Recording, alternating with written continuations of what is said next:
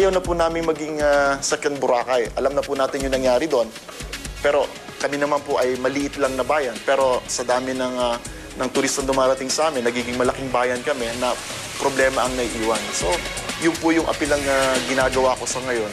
Kasi maganda po talaga ang Puerto Galera. Turismo ang buhay ng Puerto Galera. At ngayon, kapabayaan ang sinisisi sa pagkasira ng kagandahan nito. Ang Puerto Galera po was declared as one of the most beautiful bays in the world. The first in the Philippines. There are about 44 member countries ng most beautiful bay in the world. Ang Puerto Galera Bay po ay isa sa napili at nanalong most beautiful bay in the world. Sana nga, pero Mayor, hindi po beautiful ang nakita namin. Lahat na ho ng matamis at bulaklak ng dila ho sa usapin tungkol sa Puerto Galera, pagpunta mo ng Sabang Beachfront, burado lahat po sa baho at dumi. Yan po, I'll accept it as a challenge po na talagang dapat yan ang pagtuunan namin ng pansin. At talagang siguro po after 2 years o ano man, balikan nyo ako rito at tingnan natin yung Sabang. 2 years, ang mahalaga po ngayon. Anong gagawin ninyo ngayon para maayos ang problema ng Puerto Galera?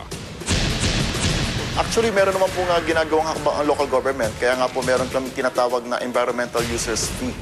Yung po nga bawat turista ay nagbabayad ng 50 pesos para po sa contribution nila para po doon sa tinatawag naming environmental conservation and protection. Nakalaan po yan para doon lamang sa project natin ng SWTP.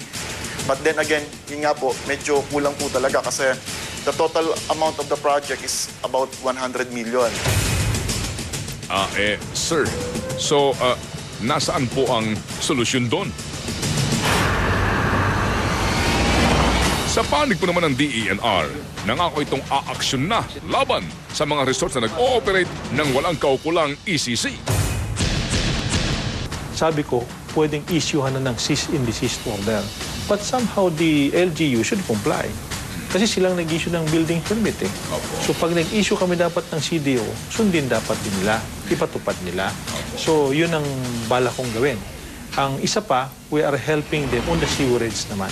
In fact, the Environmental Management Bureau nag-release na ata ng initially 2 million to the locality. So ibig sabihin, sir, lahat po na nag-ooperate dyan ng mga resorts ng walang ECC o even nasa construction stage pa lamang na walang ECC, regardless kung kamag-anak ni Mayor yan, dapat talaga yung ito.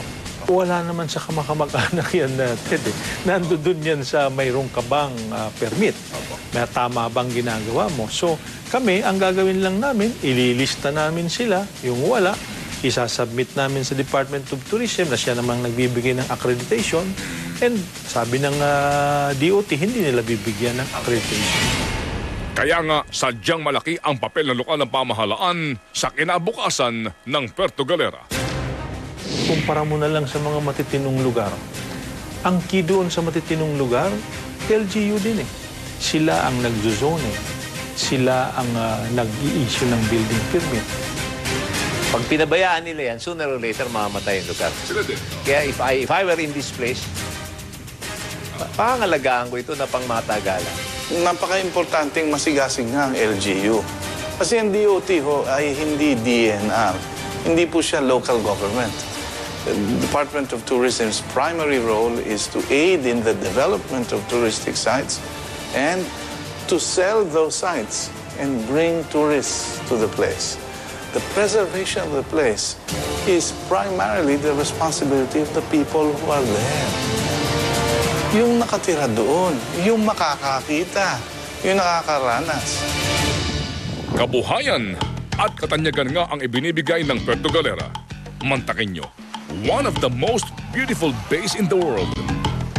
Ngunit, ito na nga ngayon ang sitwasyon.